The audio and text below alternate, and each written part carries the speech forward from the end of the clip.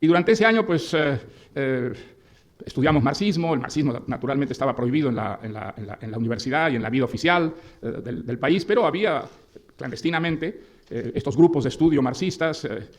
Ahora, era la época de la Guerra Fría, por una parte, y era la época del estalinismo, ¿no es verdad? Entonces, como decía un escritor venezolano, nosotros los comunistas en el Perú éramos pocos, pero bien sectarios. El estalinismo realmente reinaba dentro de los partidos comunistas latinoamericanos, sobre todo, y el Partido Comunista, pues, peruano, no era la excepción a la regla, sino al contrario, la confirmación de la regla. De tal manera que al año yo renuncié, me aparté, me defendió mucho el entusiasmo que a mí me despertaban las ideas de Sartre y los existencialistas franceses, a quienes leí muy devotamente en esos años, y creo que, digamos, Sartre y el existencialismo francés a mí me defendió mucho contra el sectarismo, el dogmatismo, que era la característica de este pequeño partido comunista clandestino, el del grupo Cahuide. Pero seguí siendo socialista, un hombre de izquierda, y esto se fortaleció muchísimo con el triunfo de la Revolución Cubana. La Revolución Cubana tuvo un efecto realmente gigantesco, enorme, en América Latina y fundamentalmente en mi generación. Ahí vimos en la Revolución Cubana, en la trayectoria heroica de los barbudos, en la Sierra Maestra, algo que creo todos buscábamos, un socialismo que sería no sectario, no dogmático, sino abierto, que permitiría en su seno la controversia, un socialismo en el que no habría una dirección estética determinada, sectaria, dogmática, sino que permitiría la discrepancia, la diversidad. Fui el año 62 por primera vez a Cuba. Yo trabajaba como periodista en la radio televisión francesa. Estaba en México cubriendo una exposición francesa en el bosque de Chapultepec, y en eso ocurrió la crisis de los cohetes, noviembre del 62.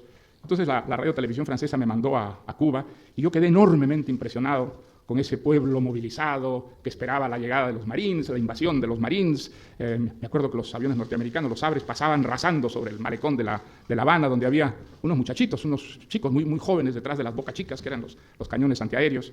Después me explicaron que las Boca Chicas estaban manejadas por jóvenes, adolescentes, porque eran los que tenían mejor puntería. Bueno, y entonces realmente salí de esa experiencia cubana completamente entusiasmado.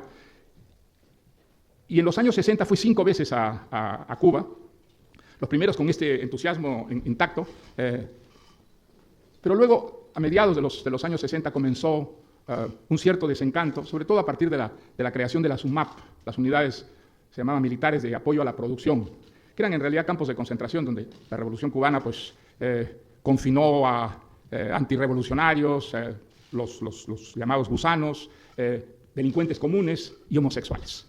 Había un grupo de jóvenes, que eran poetas, pintores, bailarines, hombres y mujeres, y entre los que había muchos homosexuales, que se llamaba El Puente, grupo con el que yo tuve bastante relación, que dirigía un poeta que se llamaba José Mario.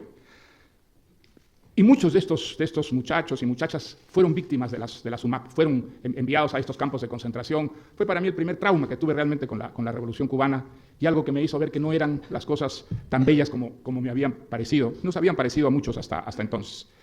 Bueno, pues recuerdo haber escrito una carta privada a Fidel Castro diciéndole mi perplejidad respecto a lo que estaba ocurriendo. Y entonces me invitaron a una reunión con Fidel Castro, en la que participaron también otros escritores que aparentemente habían manifestado las mismas críticas que había hecho yo. Es la única vez que estuve con Fidel Castro. Fue una larga noche de 12 horas, de 8 de la noche hasta 8 de la mañana, en las que esta personalidad, pues,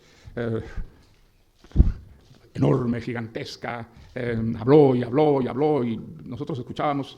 De pronto, en los pequeños paréntesis podíamos meter una pregunta, pero en realidad había que escuchar fundamentalmente. Era muy espectacular, a mí me impresionó mucho, pero no me convenció, y desde entonces mis dudas, mis incertidumbres y mis críticas a la Revolución Cubana fueron creciendo, hasta que se produjo la ruptura con motivo del caso Padilla, que fue muy famoso en ese tiempo, y hoy día yo creo que muy pocos lo recuerdan. Pero en fin, un poeta muy vinculado a la Revolución, que había llegado incluso a ser viceministro de Comercio Exterior, fue acusado de ser un enemigo de la Revolución, un agente de la CIA, encarcelado, y salió de este encierro en un acto público acusándose de ser efectivamente agente de la CIA y diciendo toda clase de mentiras sobre sí mismo.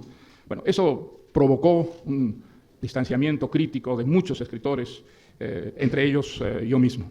Fue un periodo muy difícil para mí porque me sentí como deben sentirse los curas que cuelgan los hábitos, ¿no? Y vuelven a la sociedad laica, de incertidumbre, de inseguridad y de lenta reivindicación de la democracia, descubrir que la democracia no era como creíamos y como nos decía la izquierda, sobre todo la izquierda comunista, que era la máscara de la explotación, la máscara del imperialismo, que en realidad la democracia era lo que permitía que se viviera en una sociedad donde se podía discrepar del poder y criticarlo, donde se podían cambiar los gobernantes a través de esa forma civilizada que son las elecciones.